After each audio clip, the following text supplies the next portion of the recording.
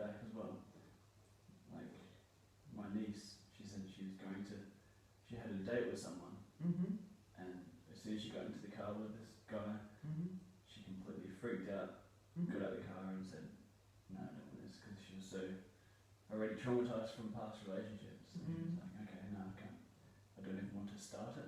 She didn't even want to start another relationship because she was so already that past memories were coming back. Yeah. It wasn't even past memories. It was just like she had a bad feeling about it. Yeah, because she was probably thinking about it. And we often have the bad feelings about things that bad feelings, and we don't know. We think it's, oh, you know, I'm feeling something. There is sometimes it can be a gut feeling. Sometimes it can be, you know, something is familiar, but it doesn't have to be true. Like what our feelings are telling us is they're telling us about what we're thinking about. Make sense? They're not telling us about future, they're not telling us about past, they're telling us about what we're thinking about. I think a lot of people mix up the gut feeling with a negative feeling. Like they think. Yeah. You've probably heard that before. Yeah, and it's interesting that you mention it, because when the gut feeling or an insight or guidance or internal wisdom or whatever people call that, so I think it's all the same, usually happens, not usually but always happens when we feel good, when we feel calm, when we are in a good space, good feeling. And then you have insights, then you have ideas, then your wisdom tells you, okay, do this is the best thing. But when we are feeling anxious, scared, fearful, then the insight, the guidance, the wisdom doesn't come out. What comes out, it's our thinking. Does it make sense? Yeah, people mix that up a lot. I mix that up as well. Because, and I mix that up, you know, we all get tricked into that thinking, into the feeling. We get tricked with the feeling. But, you know, I've never made a good decision when I was in a bad feeling, even though I thought.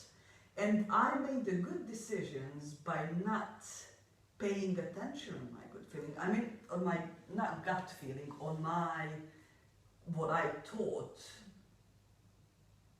Well, I didn't even think it was gut feeling because I wouldn't make the decision. I was just very scared and I felt nervousness in my stomach. See, I think why we mix that up a lot is that there is you know, when we feel nervous, when we feel scared, we feel that feeling in our stomach, you know, it's like uncomfortable.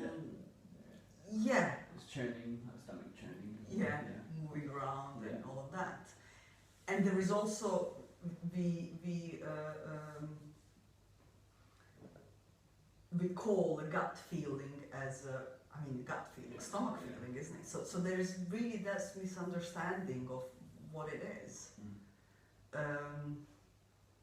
So yeah, I mean, I've got this example because we were talking about relationship before. I think that comes up. So I decided to move from Dubai to Germany because my boyfriend lived here, and I decided to move, to leave, and come and live with him. However, before doing that, while I was making this decision and everything, I had lots of fears.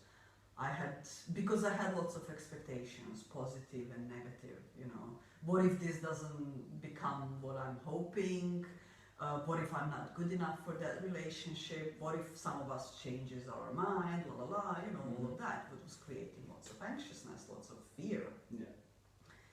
And I remember, and if Jelena is listening to that, she will remember probably, but we went for a dinner with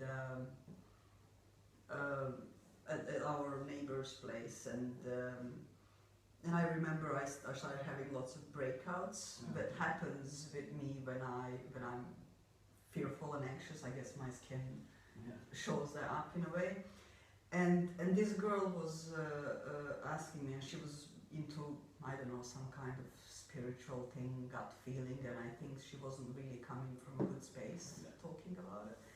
And she said, you know, something is wrong with you. Are you sure? Yeah, she had a past experience that was really negative about relationships, so she was coming from a negative, her negative thinking about it. So she said, you know, what you're doing is probably not right, otherwise you wouldn't feel so scared. Okay. And I was like, oh, you know, maybe I'm not doing and then I remember Yelena telling me, she said, you know, it doesn't mean that.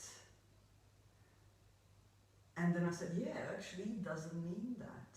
What I was feeling at the moment, and this is what I, you know, later on when you think about it and you think about past and your behavior in the past, what I was feeling then is my fears.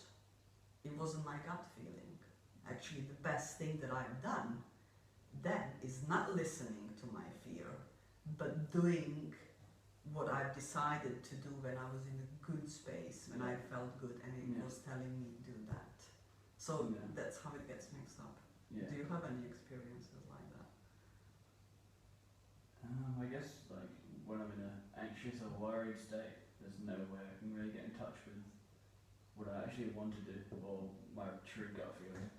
So when I'm in when I'm fearful or whatever, if that can go on for days, I can't really get in touch with like my true goals or anything. So I'm trying to think.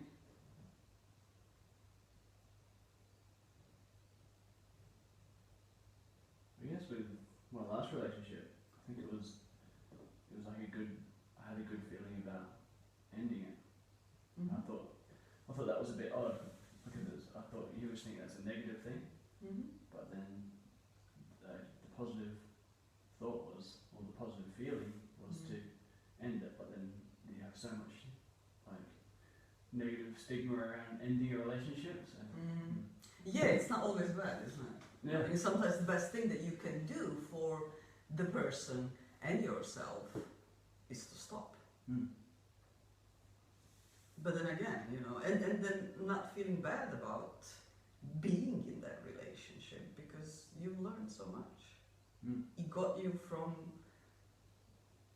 everything is experience, everything is learning. Yeah, I think that's why it was so confusing because I was like, man, that's such a negative thing to be thinking, but then it was actually a positive thing. So yeah, interesting, isn't it? I think logic and the gut feeling don't always correspond. Yeah, it's because logic is connected with our intellectual mind, is connected with, you know, the things that you learned in the past.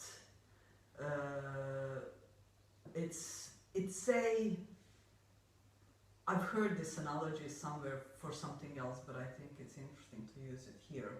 It's like if you look at the ocean, you see the surface. You don't see what's under if you're outside, yeah?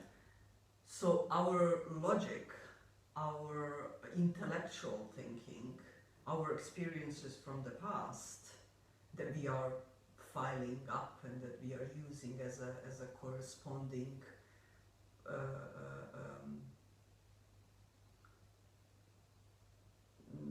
ideas about future. I don't know if I said that right. I use the proper English word. But so that's the surface. But the wisdom, your inner proper gut feeling about what's good for you, your desires, who you are, it's under that surface. It's the ocean, actually. It's not what you see. Do you think you have gut feelings about every decision? If you really... Well, I think that the gut feeling, I think that the wisdom is always there. It just depends of how much is covered with our worries and insecurities and